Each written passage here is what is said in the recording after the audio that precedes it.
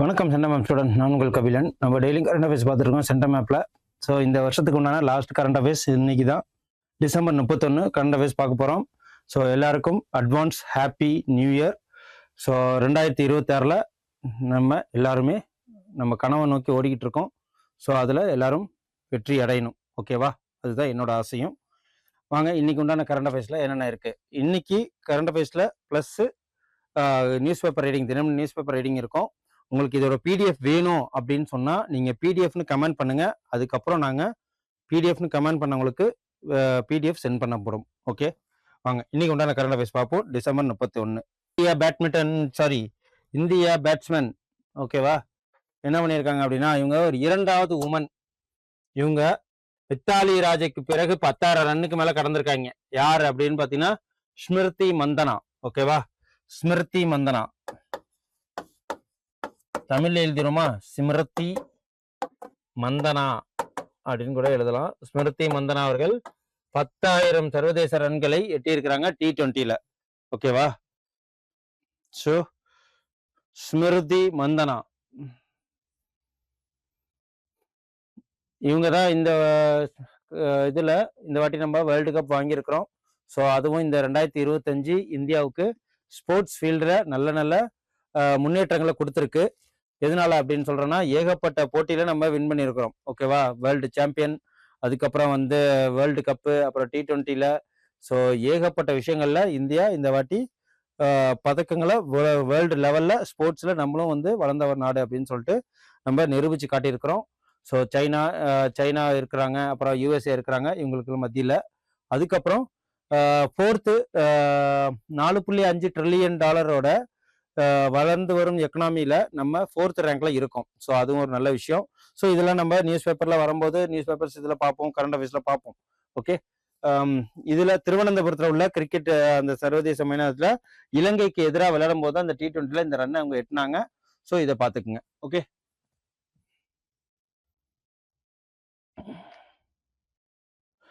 அதுக்கப்புறம் டிசம்பர் 30 என்ன பண்ணியிருக்காங்க இவங்கன்னா, பார்த்தாலே தெரியுதா, பங்களாதேஷோட முதல்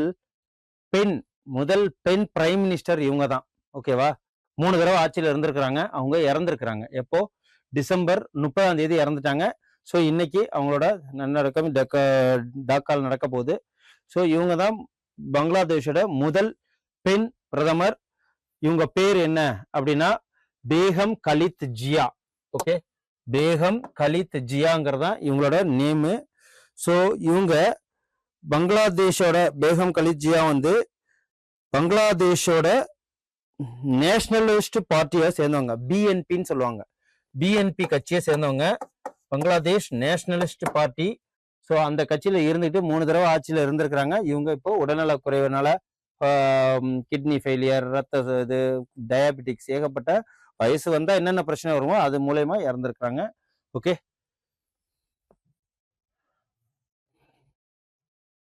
முன்னாள் ஜனாதிபதி ஜியாவுர் ரஹ்மானின் விதவையான கலிதா ஜியா பங்களாதேஷின் முதல் பெண் பிரதமராக வரலாறு படைச்சிருக்காங்க, ஓகேவா? அதாவது Khaleda Zia, widow of former president Ziaur Rahman.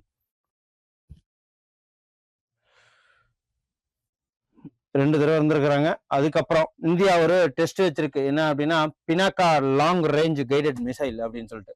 Pinaka நீண்ட தூர வழிகாட்டப்பட்ட ராக்கெட்டின் முதல் வெற்றிகரமான சோதனை எங்க நடந்திருக்கு அப்படின்னு பாத்தீங்கன்னா, இது வந்து இன்டகிரேட்டட் டெஸ்ட் ரேஞ்ச் சந்திப்பூர்ல நடந்திருக்கு. இன்டகிரேட்டட் டெஸ்ட் ரேஞ்சு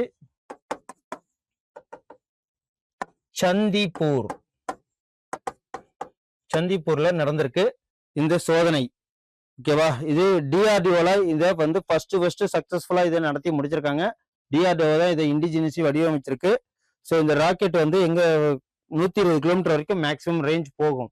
சந்திப்பூர்ல இதை டெஸ்ட் பண்ணியிருக்கிறாங்க. ஸோ அதான் இது. அடுத்து நேத்தியே இந்த கொஸ்டின் பார்த்தோம். ஃபைடு உலக ரேபிட் சாம்பியன்ஷிப் போட்டி மாரல் கார்சன் வந்து, அதாவது மேக்னஸ் கார்ல்சன் வின் பண்ணியிருக்கிறாரு. ஸோ அதே தான் நம்ம இந்தியாவை சேர்ந்தவங்க பிரான்ஸ் வாங்கியிருக்கிறாங்க. யார் அப்படின்னு பார்த்தீங்கன்னா அர்ஜுன் எரிகேசியும் மற்றும் கோனேரி ஹம்பி ஆகியோர் முறைய ஆண்கள் மற்றும் பெண்கள் பிரிவில் பிரான்ஸ் மெடலை வாங்கியிருக்கிறாங்க. ஸோ பெண்கள் பிரிவில் கோரியா சிக்னா, அலெக்சாண்ட்ரோ கோரியா சிக்னா பெண்கள் இதில் பட்டம் வென்றிருக்கிறாங்க. ஸோ இது தெரிஞ்சுக்கங்க. ஸோ இதோட கரண்ட் அஃபேர்ஸ் எல்லா பிடிஎஃப்பும் வேணும்னா மெசேஜ் பண்ணுங்க, உங்களுக்கு பிடிஎஃப் அனுப்பிச்சி விட்றோம். அப்புறம் இந்த வருஷம் என்ன அப்படின்னா, பியூஷ் கோயல் என்ன சொல்லியிருக்கிறாரு அப்படின்னா, எல்லா ஒரு எக்ஸ்போர்ட் இம்போர்ட்டுக்கும் என்ன பண்ணியிருக்காங்க அப்படின்னா, எக்ஸ்போர்ட் லைன்ல ஃப்ரீ பண்ணியிருக்கிறாங்க.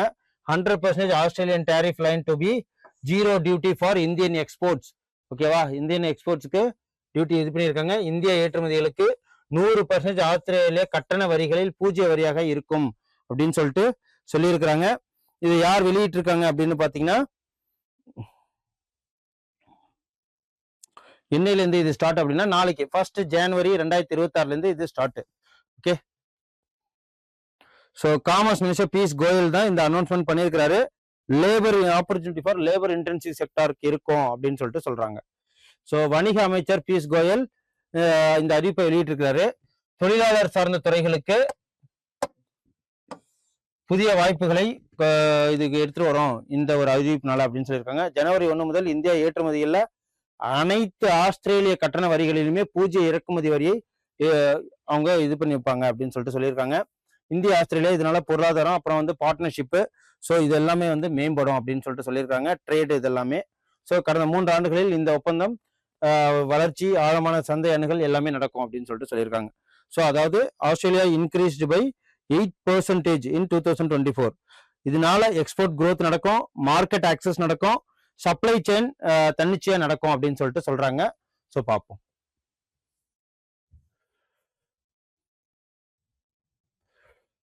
அடுத்து இது மிகப்பெரியது, ஜம்ஷெட்பூர் சந்தாலி மொழியில ஓல் சிக்கி எழுத்து அப்படின்னு சொல்றாங்க, OL சிக்கி.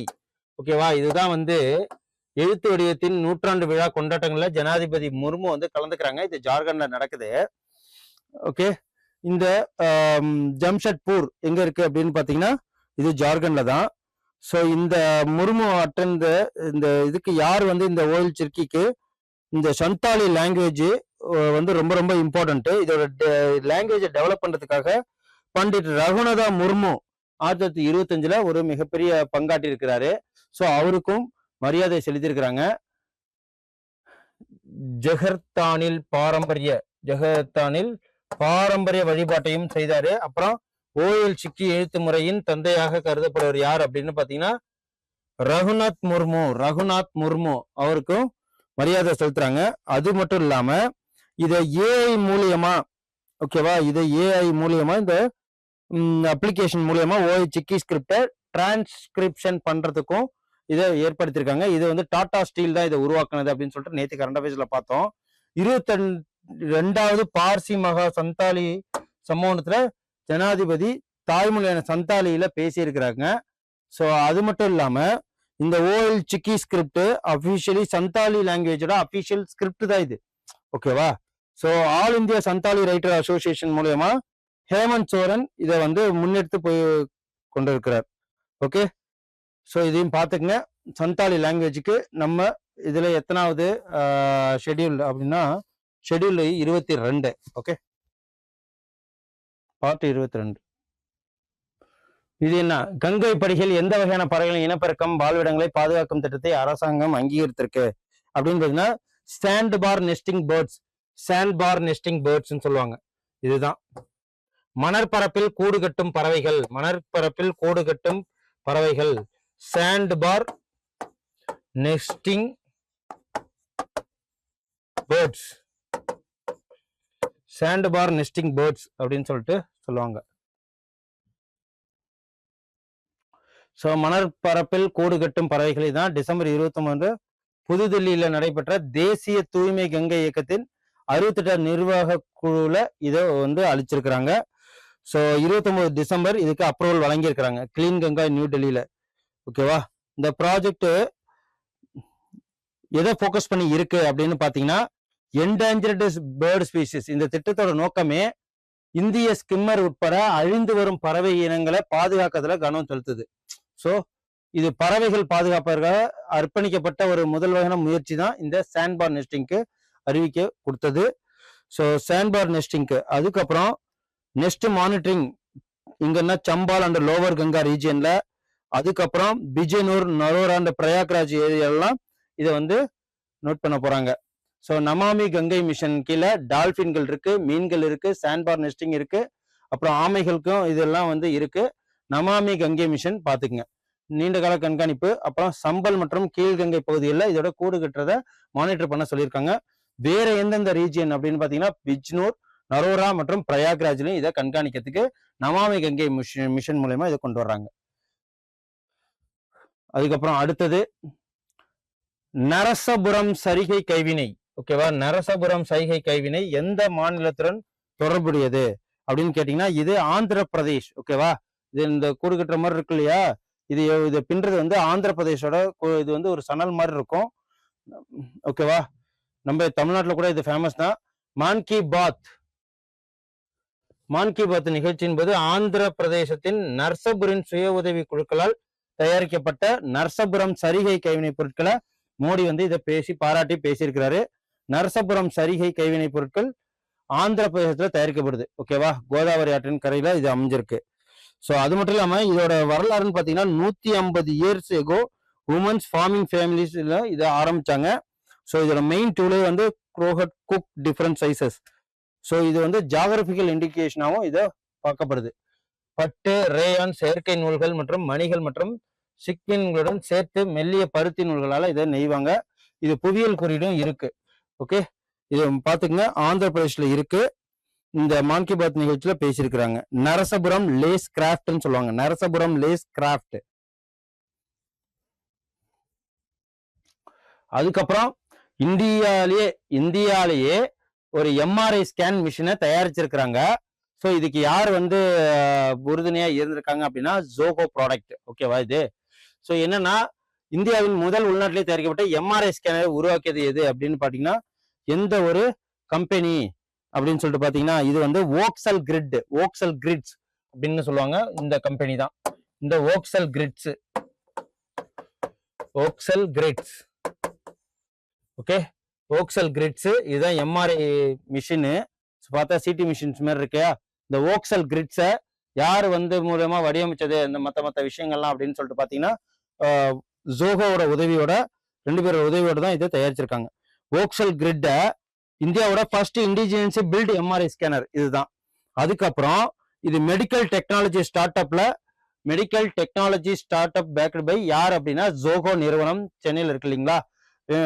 அதுக்கப்புறம் இது வந்து மெடிடெக் செக்டார்ல இதுதான் ஃபர்ஸ்ட் டைம் ஒரு மேட் இன் இந்தியால மெடிடெக் அப்படின்னு சொல்லுவாங்க, அது மூலயமா இதை நிறுவனம் பண்ணியிருக்கிறாங்க. ஸோ எம்ஆர்ஐ ஸ்கேனர்ல சந்திராபூர் கேன்சர் கேர் ஃபவுண்டேஷன்ல இதை வந்து இன்ஸ்டால் பண்ணியிருக்கிறாங்க. ஸோ இது வந்து காஸ்ட் வந்து ரொம்ப லோயர் ப்ரொடக்ஷன் காஸ்ட் தான். எதனால அப்படின்னா லிக்யூடு ஹீலியம் மற்ற எம்ஆர்ஐ ஸ்கேனர்ல யூஸ் பண்ணுவாங்க, இதுல யூஸ் பண்ண மாட்டாங்க. ஸோ அவ்வளவுதான். ஸோ இது பாத்துங்க, ஓக்சல் கிரிட் ஜோகோனால தயாரிக்கப்பட்டிருக்கு. இது first indigenous MedTech start up மூலயமா பண்ணதுதான். ஓக்சல் கிரிட் ஒரு ஸ்டார்ட் அப், ஜோகோ 2 இணைந்து உருவாக்குனது ஃபர்ஸ்ட் இண்டிஜினஸ் எம்ஆர்ஐ ஸ்கேன் இதுதான். ஓகே, உங்களுக்கு இது பத்தின இந்த கரண்ட் அஃபேர்ஸ் பத்தின நோட்ஸ் இதுக்கப்புறம் வேணும் அப்படின்னா பிடிஎஃப்னு மெசேஜ் பண்ணுங்க, உங்களுக்கு கண்டிப்பா வந்து பிடிஎஃப் அனுப்பிச்சு விடுறோம். ஓகே,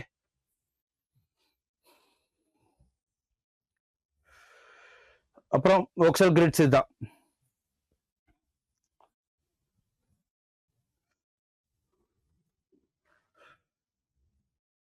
அப்புறம் இந்தியாவின் தேசிய அளவிலான ஒழுங்கமைக்கப்பட்ட குற்ற வலையமைப்பு தரவுதளத்தை யார் தொடங்கி வச்சிருக்காங்க அப்படின்னு பாத்தீங்கன்னா organised crime network data base. அதாவது crime network database terrorist, so online மூலயமா ஃப்ராடுத்தனம் பண்றவங்கள ஒரு டேட்டா பேஸ் மூலயமா அவங்கள பிடிக்கிறதுக்காக ஒரு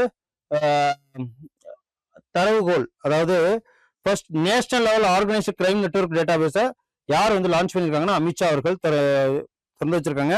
இதை ஏஐ மூலியமா இது அனைத்தும் ஒருங்கிணைச்சு நாட்டை காப்பாற்றுறதுக்கு இன்டர்னல் செக்யூரிட்டியை மேம்படுத்துறதுக்காகவும் ஆரம்பிக்கப்பட்டதுதான் இந்த டேட்டா பேஸ். ஓகேவா, organised crime network data base OCDN national லெவல்ல இதை ஆரம்பிச்சிருக்காங்க.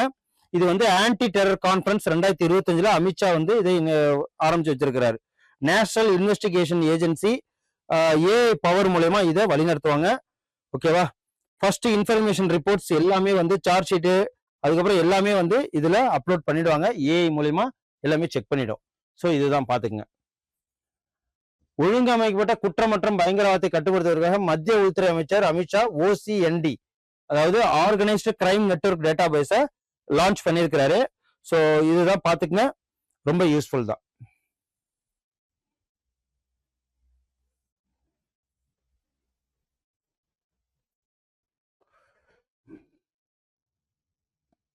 அடுத்து 87வது சீனியர் தேசிய பேட்மிண்டன் சாம்பியன்ஷிப் போட்டில பெண்கள் ஒற்றையர் பட்டத்தை வென்றவர் யார் அப்படின்னு சொல்லிட்டு கேக்குறாங்க. இவங்க யாரு அப்படின்னு பாத்தீங்கன்னா சூர்யா சரீம்ஷா தமிரி அப்படின்னு சொல்லுவாங்க. ஸோ இவங்க பேரு சூர்யா ஷர்ஷ்மா தமிரி. இவங்க என்ன பண்ணிருக்காங்க, பெண்கள் ஒற்றையர் பிரிவுல பேட்மிண்டன்ல சாம்பியன்ஷிப் பட்டம் வென்றிருக்காங்க. அடுத்த PV சிந்து மாதிரி சாய்னா நேவால் மாதிரி இவங்களும் வருவாங்க. ஸோ அதுக்கப்புறம் இண்டிவிஜுவல்ல இவங்க பட்டம் பெற ஆரம்பிச்சிருக்காங்க. இந்த மேட்ச் எங்க நடந்திருக்கு அப்படின்னா விஜயவாடால நடந்திருக்கு. 87வது சீனியர் தேசிய பேட்மிண்டன் போட்டி. அதுக்கப்புறம் தன்வி பத்ரியை தோற்கடித்து தான் இந்த பட்டத்தை வென்றிருக்காங்க. ஆண்கள் ஒற்றையர் பிரிவில் ரித்விக் சஞ்சீவி அப்புறம் பாரத் ராகாவை வென்றிருக்கிறார். ஆண்கள் பிரிவில் ரித்விக் சஞ்சீவி, அதையும் பார்த்துக்குங்க. ஆண்கள் பிரிவில் ரித்விக் சஞ்சீவி பாரத் ரத்னா, அதாவது பாரத் ராகாவை வின் பண்ணியிருக்கிறாரு. ஸோ அதுக்கு அடுத்தது இது என்ன அப்படின்னு பாத்தீங்கன்னா, தொழில்துறை சணல் சாகுபடி ஊக்குவிப்பதற்காக பசுமையிலிருந்து தங்கம் முயற்சியை எந்த மாநில அரசு தொடங்கியிருக்கு அப்படின்னு பாத்தீங்கன்னா ஹிமாச்சல பிரதேஷ். ஓகேவா, இமாச்சல பிரதேஷ் தான் இந்த கிரீன் டு கோல்டு அப்படின்னு சொல்லுவாங்க. Hemp cultivation green to gold சணல், இதுல green to gold, green to gold hemp cultivation, hemp cultivation.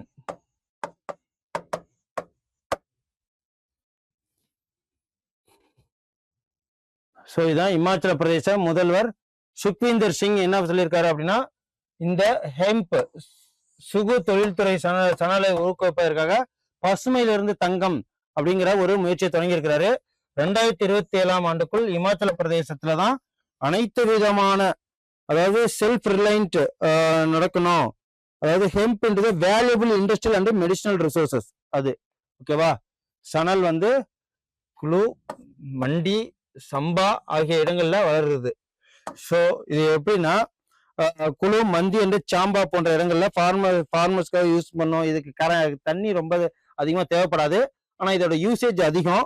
ஓகேவா, டெக்ஸ்டைல்ஸ்க்கு, பேப்பர் லிமிடெடுக்கு, காஸ்மெட்டிக்ஸ்க்கு, பயோஃபியூல்ஸ்க்கு, எக்கோ ஃப்ரெண்ட்லியா இருக்கிறதுக்கு, கன்ஸ்ட்ரக்ஷனுக்கு எல்லாத்துக்குமே இது தேவை. ஸோ சணல் மையம் தொலைநோக்கு பார்வை எங்க அப்படின்னா, இது வந்து சணல் கிரிட் ஆரம்பிக்கணுங்கிறது தான் ஹிமாச்சல பிரதேசத்துல இதை கொண்டு வரணுங்கிறது தான் மெயின். ஓகேவா, ஓகே, இன்னைக்கு உண்டான கரண்ட் அஃபேர்ஸ் முடிஞ்சது. வாங்க next Dinamani news paper reading ஒரு இது பார்த்துருவோம். தினமணி நியூஸ் பேப்பர் ரீடிங்கு இதுல என்னென்ன இருக்கு அப்படின்னா, நமக்கு அரசியல் நியூஸ் தேவையில்ல, எந்த ஒரு மாநில நியூஸும் ஏரியா நியூஸும் தேவையில்ல. நெக்ஸ்ட் எல்லாமே பார்த்துருப்பீங்க. 27ஆம் தேதி ஒரு ஒடிசாக்காரங்க ஒரு 4 வந்து திருவர்கள் என்ன பண்றாங்க வெட்டி, அந்த வீடியோஸ்லாம் பார்த்துருப்பீங்கன்னு நினைக்கிறேன். ஸோ அதுக்கும் வருத்தம் தெரிவிக்க தான் வேண்டும். வாங்க ஃபர்ஸ்ட் பார்ப்போம் என்ன அப்படின்னா, தமிழ்நாட்டில் முதல் நியூஸ் என்ன அப்படின்னா, பழைய ஓய்வூதிய திட்டம் 2013க்கு அப்புறம் யாரெல்லாம் வந்து கவர்மெண்ட் ஜாப்ல வந்து இருக்காங்களோ ஜாயின் பண்றாங்களோ அவங்களுக்கு பென்ஷன் வராது அப்படின்னு சொல்லிட்டு பேன் பண்ணிட்டாங்க. அதுக்கு பதிலாக நியூ பென்ஷன் ஸ்கீம்னு ஒன்று ஆரம்பிச்சாங்க. ஸோ அதுக்கப்புறம் என்ன பண்றாங்க அப்படின்னா, ஒரு பீரியாடிக்கலா ஒவ்வொரு வருஷமும் ஒவ்வொரு ஆட்சி மாற்றத்தின் போதும் அரசு ஊழியர்கள் என்ன பண்றாங்க, ஓல்டு பென்ஷன் ஸ்கீம் திருப்பி வேணும். ஆனா இவங்களும் வந்து அந்த வாக்குறுதியை கொடுத்துருக்காங்க. ஸோ அதுக்கு ஒரு 3 நபரை கொண்ட தனிநபர் குழு ஒன்று தமிழக அரசு ஆரம்பிச்சது. ஓகேவா, ஒரு 7 மாசத்துல அந்த குழு வந்து முடிக்கணும், சர்வே எடுத்து அமைக்கணும்ட்டு. இதுக்கு ககன்சிப் பேடி அவர்களை முன்னாள் கடலூர் கலெக்டர் கூட அவரு. ஸோ அவர் வந்து இந்த தானே புயல் நினைக்கிறேன், அதுல அவரு கூட இப்போ நல்லா ஃபேமஸா இருந்தாரு. ஸோ அவர் தான் வந்து இதோட தலைவரா அறிக்கை சமர்ப்பணம் பண்ணியிருக்காங்க. இன்னைக்கு என்னன்னு பார்ப்போம். இந்த குழுல யாரெல்லாம் இருந்திருப்பாங்க அப்படின்னு தெரியுதா? அதாவது தமிழ்நாடு அரசு ஓய்வூதிய திட்டங்கள் குறித்து ஆராய அமைக்கப்பட்ட குழுவின் அறிக்கையை ஸ்டாலினிடம் யார் ஒப்படைச்சாங்க அப்படின்னு பாத்தீங்கன்னா, மூத்த IAS அதிகாரி ககன்தீப் சிங் பேடி தலைமையில் அமைக்கப்பட்ட 3 குழு இத கொடுத்துட்டாங்க. என்னைக்கு கொடுத்தாங்க? 9 மாதங்கள் அரசு கெடு விதிச்சது, இதை கொடுத்துட்டாங்க. பழைய ஓய்வூதிய திட்டம், பங்களிப்பு ஓய்வூதிய திட்டம், ஒருங்கிணைந்த ஓய்வூதிய திட்டம், இந்த 3 அடிப்படையில டிஃபரெண்டா பிரிச்சு சர்வே பண்ணி அதை அவங்களுக்கு கொடுத்துருக்காங்க. ஸோ என்னன்னா 10 அம்ச கோரிக்கைகளை வலியுறுத்தியிருக்காங்க. ஓகேவா? 2003ஆம் ஆண்டுக்கு பிறகு யாரெல்லாம் வந்து வேலை பார்க்குறாங்களோ அவங்களுக்கு ஓய்வூதிய திட்டத்தை முடிச்சுட்டு பேன் பண்ணிட்டாங்க. ஸோ இப்போ திரும்பி ஸ்டார்ட் பண்ண சொல்லியிருக்காங்க. இது இன்னும் வந்து முடிவு பண்ணிட்டு ரிவ்யூவை சொல்லுவாங்க. ஓகேவா? ஸோ டிசம்பர் 22ஆம் தேதி பேச்சுவார்த்தை நடத்திருக்காங்க. ஓகேவா? இதுல யாரெல்லாம் வேற இருந்தாங்க அப்படின்னு பாத்தீங்கன்னா ஏவா தங்கவேலு, அப்புறம் வந்து தங்கம் தென்னரசு, அப்புறம் அன்பில் மகேஷ் பொய்யாமொழி. ஸோ இந்த குழுல அவங்களும் இருக்கிறாங்க. பார்ப்போம். மேக்சிமம் ஜனவரி 7க்கு அப்புறம் மறியல் பண்ணுவான் அப்படின்னு சொல்லிட்டு சொல்லியிருக்காங்க. ஸோ எந்த அளவுக்குன்னு பார்ப்போம். ஓகேவா? ஜனவரி 6ஆம் தேதி முதல் காலவரம் பற்ற வேலை நிறுத்த போராட்டத்தை அறிவிச்சிருக்காங்க. யார் அப்படின்னா 10 அம்ச கோரிக்கைகளை வலியுறுத்தி அரசு ஊழியர்கள் மற்றும் ஆசிரியர்கள் சங்கத்தினர்.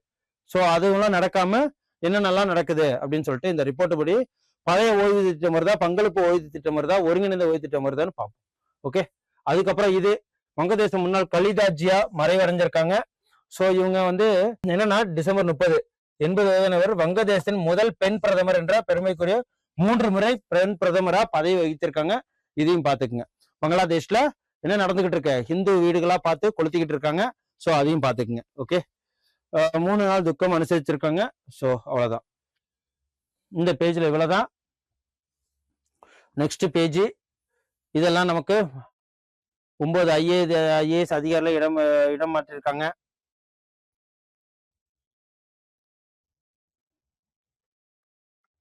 ஸோ இதெல்லாம் நமக்கு தேவையில்லை. திருவிழிகை பார்த்தசாரதி கோயில். ஸோ சொர்க்க செலுத்துறப்பா. ஸோ எக்ஸாம் பாயிண்ட் ஆஃப் வியூவில் எதுன்னு இதை பார்ப்போம். ஸோ இது அரசியல் நியூஸ். ஓகேவா? சேலம் கள்ளக்குறிச்சி ஜனவரி 4 அதிமுக பொதுக்கூட்டம். இது நமக்கு தேவையில்லை. ஓகே. 10 லட்சம் மாணவர்களுக்கு விரைவில் மடிக்கணினி வழங்குறேன்னு சொல்லியிருக்காங்க. ஸோ இது என்னன்னா 10,627 பயனாளிகளுக்கு 1,1036.9 கோடி மதிப்பிலான நலத்திட்ட உதவிகளை வழங்க துணை முதல்வர் அதாவது உதயநிதி ஸ்டாலின் பேசியிருக்கிறார். ஓகேவா? ஸோ கோவை ஆரஸ்வரம் மாநகராட்சி பள்ளி.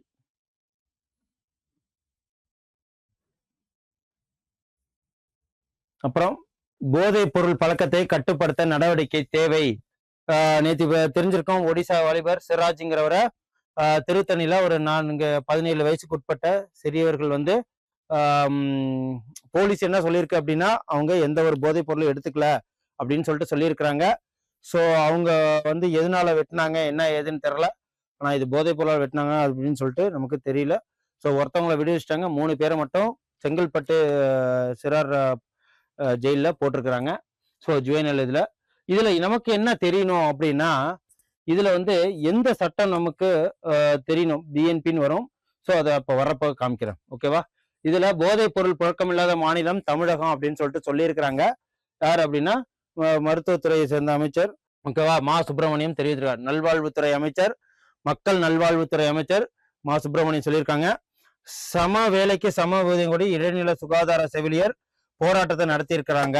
ஓகேவா? மக்களை தேடி மருத்துவ திட்டத்துல இவங்களை வந்தவங்கள மக்களை தேடி மருத்துவ திட்டத்தின் மூலயமா ஒப்பந்ததார ஊழியர்களா சேர்த்திருந்திருக்காங்க. ஸோ இவங்களுக்கு கான்ட்ராக்ட் பேஸ்லாம் சேர்த்திருக்காங்க. மாசம் 18,000 சம்பளம் கொடுத்துருக்காங்க. ஸோ இவங்களை என்ன பண்ணியிருக்காங்க, அடுத்த வருஷம் எலெக்ஷன் வர போறதுனால இப்போதைக்கு போராட்டம் பண்ணா நம்மள பர்மனன்ட் பண்ணிடுவாங்க அப்படின்னு சொல்லிட்டு யாரோ ஒருத்தவங்க சொல்லியிருக்கு பண்றாங்க அப்படின்னு சொல்லிட்டு மா சுப்பிரமணியன் அவர்கள் பேட்டி கொடுத்திருக்காங்க. அப்புறம் திமுக அரசு ஆட்சி அமைத்த பிறகு போதைப் பொருள் பழக்கம் இல்லாத மாநிலமாக தமிழகம் உருவெடுத்திருக்காங்க. பான் மசாலா போதை பாக்குகள் தமிழகத்தில் மட்டும்தான் கட்டுப்படுத்தப்பட்டிருக்கு அப்படின்னு சொல்லியிருக்கிறாரு. பட் எங்க பார்த்தாலும் அந்த பிரச்சனைகள் இருக்கு. நானே அந்த பிரச்சனையை ஃபேஸ் பண்ணியிருக்கிறேன். ஸோ இது கட்டுப்படுத்தப்படலை. காஞ்சாங்கிற அந்த இதை வந்து போதைப் பொருளை யூஸ் பண்ணிட்டு தான் இருக்கிறாங்க. அதுவும் சிறுவர்கள் யூஸ் பண்றாங்க. இப்போ எந்த அளவுக்கு போயிட்டு இருக்காங்க அப்படின்னு பாத்தீங்கன்னா இந்த அது பேர் என்ன, ப்ளூ அடிக்ட்னு சொல்லுவாங்க. கேம் விளாடுறது, செல்லே பார்த்துக்கிட்டு இருக்கிறது, அப்புறம் போன் அடிக்ட்டு, அப்புறம் வந்து கஞ்சா இது பண்றது. ஸோ தகாத இந்த மாதிரி வேலைகள்ல பசங்க வந்து தன்னோட படிச்சு ஸ்கில்லை டெவலப் பண்ணி அதுக்கப்புறம் வந்து அவங்க தன்னோட வாழ்க்கையில மேற்கொண்டு முன்னேற்றி போகாம இதே மாதிரி செல்லு மூலயமா தகாத உறவுல போய்கிட்டு இருக்காங்க. ஸோ பார்த்துக்குங்க. போதைப் பொருள் பழக்கத்தை கட்டுப்படுத்த நடவடிக்கை தேவை அப்படின்னு சொல்லிட்டு தலைவர்கள் எல்லாம் வலியுறுத்திருக்காங்க. அது எவ்வளவுன்னா 5970 கிலோ மொத்தம் பெட்டமைன் போதைப் பொருள் 7 லட்சம் பறிமுதல் செஞ்சதா யார் சொல்லியிருக்காங்க அப்படின்னா ஓ பன்னீர்செல்வம் சொல்லியிருக்காங்க. பெட்டமைன் அப்படின்னு சொல்லிட்டு ஒரு போதைப் பொருள் இருக்கு. ஓகேவா, அதுவும் பாத்துங்க. பெட்டமைன் எப்படி இருக்குன்னு தெரியல. 5970 கிலோ மொத்தத்துல இருக்கு.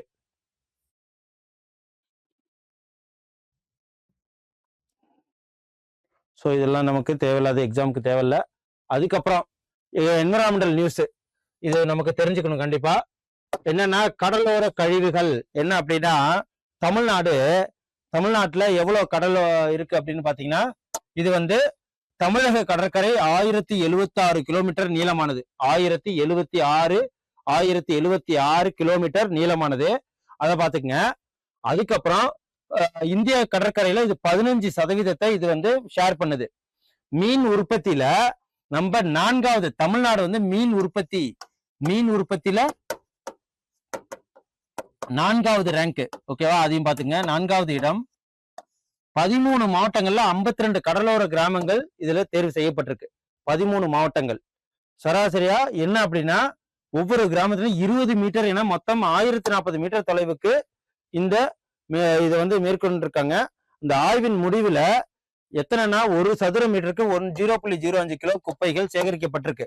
இதுல அதிகமா வந்து நெட்டு, அதுக்கப்புறம் வந்து நம்ம பீச்சுக்கு போனோம்னா குடிச்சிட்டு போற சாப்பாட்டு பொருட்கள், ஸோ ஏகப்பட்ட விஷயங்கள் இதுல இருக்கு. என்னென்ன அப்படின்னா 31% கடற்கரைகள் சுகாதாரமற்றதாகவும், 46 தீவிர சுகாதாரமற்றதாகவும், 39% அதிக நெகிழ்வு கழிவுகளையும், 62% கடற்கரையில அபாயமா இருக்கு அப்படின்னு சொல்லியிருக்காங்க.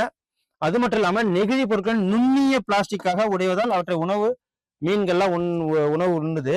இதுல என்னென்னலாம் நெகிழி இருக்கு அப்படின்னா நெகிழி உரைகள், பாட்டில், உணவு பொட்டலங்கள், ஜூஸ் பாட்டிலு, அதுக்கப்புறம் முகக்கவசம், வீட்டு உபயோக பொருட்கள், இது எல்லாமே இந்த மழையெல்லாம் பெய்யுது, ஆத்துல அடிச்சுட்டு போகுது. ஸோ எல்லாமே எதுல கலக்குறாங்க? நீர்ல தானே கலக்குறாங்க. அது ஆத்துல இருந்து கடலுக்கு போகும்போது அது மூலியமும் கடல் வந்து மாசடையுது அப்படின்னு சொல்லிட்டு சொல்றாங்க. அது மட்டும் இல்லாம 1997 2009 வரைக்கும் 1000த்துக்கும் மேற்பட்ட கடல் ஆமைகள் கைவிடப்பட்ட அந்த நெட்டுல மாட்டிக்கிட்டு இருந்ததா சொல்லியிருக்கிறாங்க. ஸோ தமிழ்நாடு மாசு கட்டுப்பாட்டு வாரியம் இதை திட்டமிட்டு இந்த கணக்கெடுப்பு எடுத்திருக்காங்க. 14 கடலோர மாவட்டங்களிலும் கைவிடப்பட்ட மீன்பிடி உபகரணங்களை சேகரிக்கவும், அதை மறுசுழற்சி பண்ணவும், அதை ஒருங்கிணைக்கவும் ஒரு அமைப்பு வேணும் அப்படின்னு சொல்லிட்டு சொல்லியிருக்கிறாங்க. ஓகே, இதுதான். அதுக்கப்புறம் இது என்னது?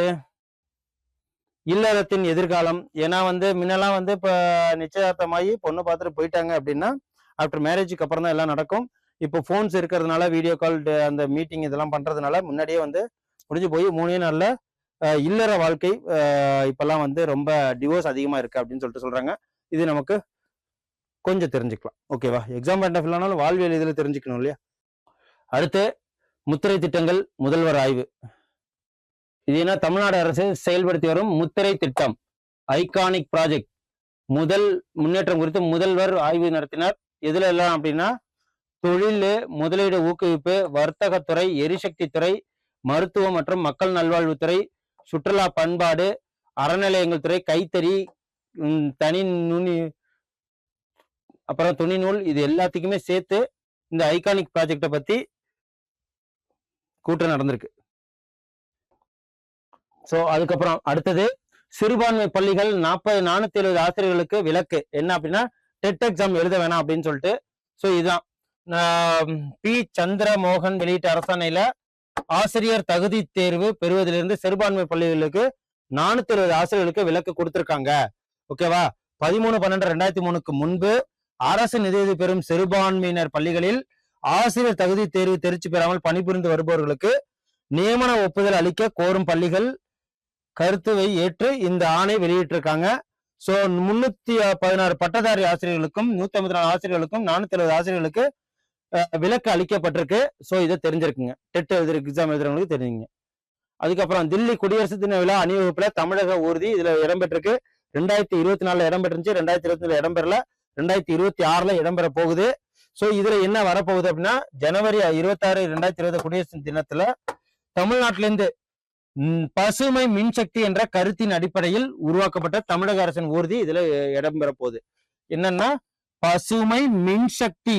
ஓகேவா, அதாவது கிரீன் எனர்ஜி. ஸோ இதையும் புரிஞ்சுக்குங்க. தமிழக பேருந்துகளின் தரத்தை ஆய்வு செய்ய தனி ஆணையம் கோரி மனு. அதுக்கப்புறம் அவ்வளவுதான். அதுக்கப்புறம் திருத்தணியில இந்த வடமாநில இளைஞர் தாக்கப்பட்ட சம்பவம் காவல்துறை இது பண்ணுச்சு இல்லையா. ஸோ இதுல அவங்க எந்த இதுல வந்து கையில் பண்ணியிருக்காங்கன்னா பிஎன்எஸ் 109 அப்படிங்கிற அந்த பிரிவின் கீழே 5 பிரிவின் கீழே வழக்கு பதிவு செஞ்சிருக்காங்க. ஓகேவா, பிஎன்எஸ் 109 இந்த ஃபேக்ட் மட்டும் ஞாபகம் வச்சுங்க. ஸோ மற்றபடி இதெல்லாம் நமக்கு யூடியூப்ல பத்தி தெரிஞ்சுப்போம்.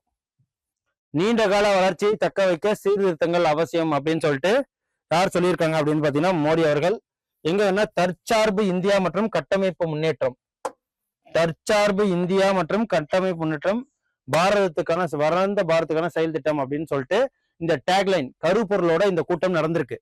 ஓகேவா, நிதி ஆயோக் நிபுணர்கள் கலந்துக்கிறாங்க. 2024 ஆண்டுக்கு வந்த இந்தியாவை உருவாக்குவதுதான் ஒட்டுமொத்த தேசத்தின் லட்சியம் அப்படின்னு சொல்லியிருக்காங்க.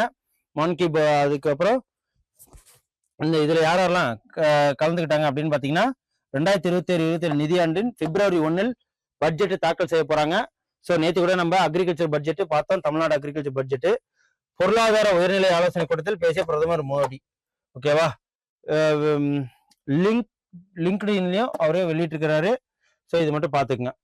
என்னென்னலாம் வந்து இது பண்ணியிருக்காங்க அப்படின்னு பார்த்தீங்கன்னா சுமையை குறைத்த, அதாவது ஜிஎஸ்டியை குறைச்சிருக்காங்களா 5% 18%லேருந்து குறைச்ச மூலம் குடும்பங்கள், குறு சிறு நடுத்தர தொழில் நிறுவனங்கள், விவசாயிகள், தொழில் சார்பு துறை மீதான சுமை வந்து குறைக்கப்பட்டிருக்கு அப்படின்னு சொல்லியிருக்காங்க. வருஷத்துக்கு 12 லட்சம் வரை வருமானம் ஈட்டும், அதாவது மாசம் 1 லட்சம் சம்பாதிக்கிறவங்களுக்கு வரி விலக்கு அப்படின்னு சொல்லியிருக்காங்க. காப்பீடு நிறுவனங்கள் 100% அந்நிய நேரடி முதலீட்டை அனுமதிக்கணும் அப்படின்னு சொல்லிட்டு அந்த ஒரு இது சொல்லியிருக்காங்க. அப்புறம் ஜி சட்டம் மூலியமா அணுசக்தி துறையில தனியாரை அனுமதிக்கும் சட்டத்தையும் கொடுத்திருக்காங்க. அதுக்கப்புறம் பாரத ஊரக வேலைவாய்ப்பு வாழ்வாதார உறுதியளிப்பு சட்டம் விபிஜி ராம்ஜி அப்படின்னு சொல்லிட்டு இதுதான் எம்என்ரேகாவை, அதாவது 100 நாள் வேலைவாய்ப்பு திட்டத்தை மறுபேர் தான் பிபிஜி ராம்ஜி. 100 நாள்ல இருந்து 125 நாளாக அதிகரிச்சிருக்காங்க. சம்பளத்தை உயர்த்திருக்காங்க 240 ரூபா. ஸோ இதையும் பார்த்துக்குங்க. ரயில் ஒன் செயலியில் முன்பதிவில்லா பயணச்சீட்டுக்கு 3% தள்ளுபடின்னு சொல்லியிருக்காங்க. இது நமக்கு தேவையில்ல. 4600 கோடி ஆயுத ஒப்பந்தம் பாதுகாப்பு அமைச்சகத்தில் கையொப்பம். எதுனா சின்ன கன்னு, 4.2 லட்சம் சிறு துப்பாக்கிகள், 42 நீர்மூழ்கி கப்பல்கள், ஏவுகணைகள் கொள்முதல் செய்யறாங்க. ஓகேவா, 2028 தொடங்கி 2030 வரைக்கும். ஓகே, அதுக்கப்புறம் இது வடகிழக்கு மாநிலத்தவரை எதிராக நிகழ்ந்து. இது என்ன, திரிபுராவை சேர்ந்தவர் ஹிமாச்சல் பிரதேசத்துல டேராடூன்ல போய் படிக்க போயிருக்கிறார். அங்க ஒரு கலவரம் நடந்து இறந்துருக்கிறாங்க. ஸோ இதோட மெயின் நோக்கம் என்ன அப்படின்னு பார்த்தீங்கன்னா, இந்த இதை படிச்சு பார்த்தீங்கன்னா என்ன தெரியும் அப்படின்னா, எல்லாருக்குமே அந்த மது பழக்கத்தினால வர்ற சண்டைகள் தான். அதன் மூலியமா தான் அவர் இறந்திருக்கிறாரு. ஸோ வேற ஒன்றும் இல்லை.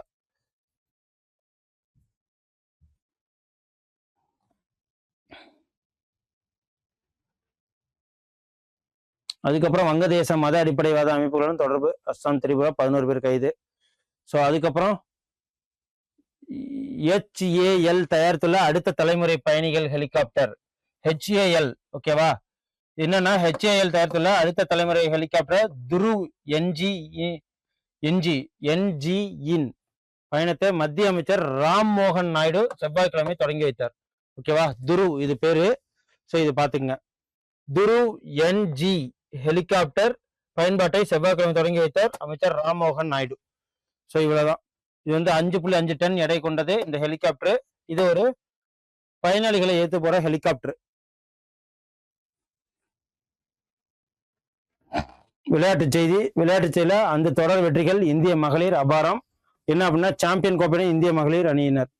என்னன்னா, இலங்கை மகளிர் அணிக்கு எதிரான 5வது T20 ஆட்டத்துல இந்தியா வெற்றி பெற்றிருக்கு. ஸோ அவ்வளவுதான். ஓகேவா, முதலில் இந்தியா 20 ஓவர்களை 7 விக்கெட்டுகள் இழப்புக்கு இலங்கை மகளிர் அணிக்கு எதிரான 5வது T20 ஆட்டத்தில் 15 ரன்கள் செவ்வாய்க்கிழமை தொடர கைப்பற்றிருக்காங்க.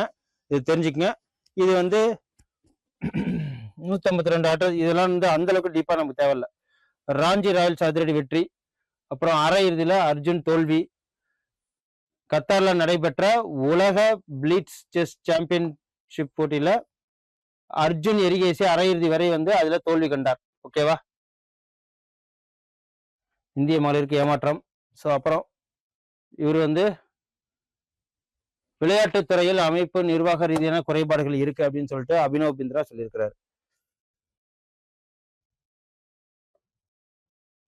அப்புறம் முதல் முறையாக ஹிந்தி உருது மொழியில ஐநா வந்து என்ன சொல்லியிருக்காங்க அப்படின்னு பார்த்தீங்கன்னா, கிட்டத்தட்ட எத்தனை மொழி அப்படின்னா 11 மொழிகள்ல ஐநா சபையில வெளியிடுவாங்க. இவர் யாருன்னா இதோட ஆண்டோனியோ குட்டேரஸ்ன்னு சொல்லுவாங்க, ஐநா பொதுச் செயலாளர். இவரு இந்த 11 மொழியில இந்தியும் உருது உண்டு.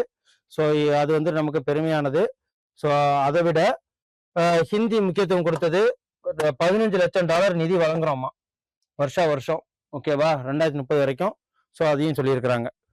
10% அதிகரித்திருக்கு. ராணுவ இவர் என்ன சொல்லியிருக்காரு அப்படின்னா, இந்த வாட்டி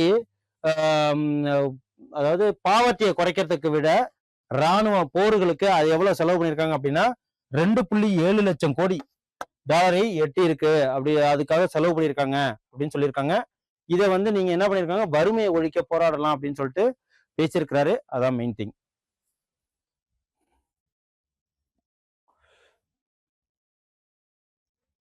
ஸோ இதெல்லாம் நமக்கு தேவையில்ல எக்ஸாம் பாயிண்ட் ஆஃப் வியூவில். ஸோ புதிய உச்சம் தொட்ட கணினி விற்பனை.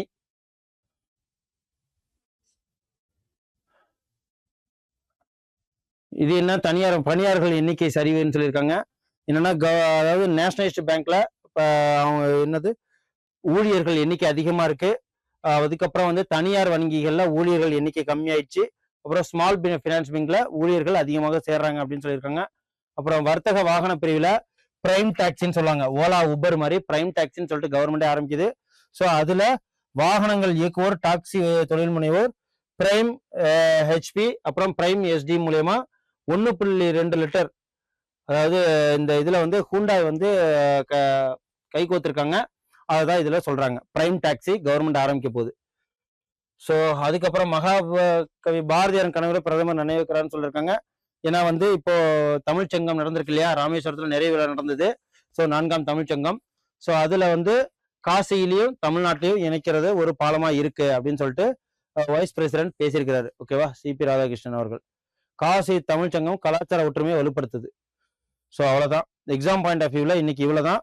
ஸோ ஏதாவது டவுட்ஸ் இருந்தா கமெண்ட்ல சொல்லுங்க. ஓகேவா, அதுக்கப்புறம் தங்கம் விலை பவுனுக்கு 3360 ரூபா குறைஞ்சிருக்கு. ஓகேவா, இது வரைக்கும் இவ்வளவு பெரிய குறைவு இல்லை.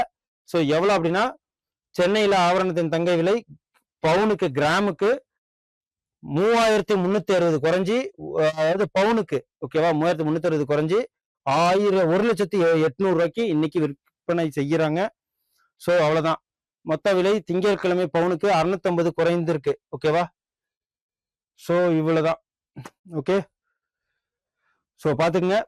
இன்னைக்கு உண்டான கரண்ட் அஃபேர்ஸ் உங்களுக்கு ரொம்ப யூஸ்ஃபுல்லாக இருக்கும்னு நினைக்கிறேன். பிடிஎஃப்னு கமெண்ட் பண்ணுங்க, உங்களுக்கு இந்த கரண்ட் அஃபேர்ஸோட பிடிஎஃப் உங்களுக்கு சென்ட் பண்ணி விடுறேன். நன்றி, வணக்கம் எல்லாருக்கும். எகைன் புத்தாண்டு நல்வாழ்த்துக்கள். 2026ல நம்ம அனைவரும் வெற்றி பெறணும். எந்தெந்த நோக்கத்துக்காக பயணம் பண்றோமோ வெற்றி பெறணும்னு சொல்லிட்டு நான் ஆண்டவன்ட்ட வேண்டிக்கிறேன். நன்றி, வணக்கம். அடுத்த வருஷம் சந்திப்போம். Send a map. You dare to dream, we care to accomplish.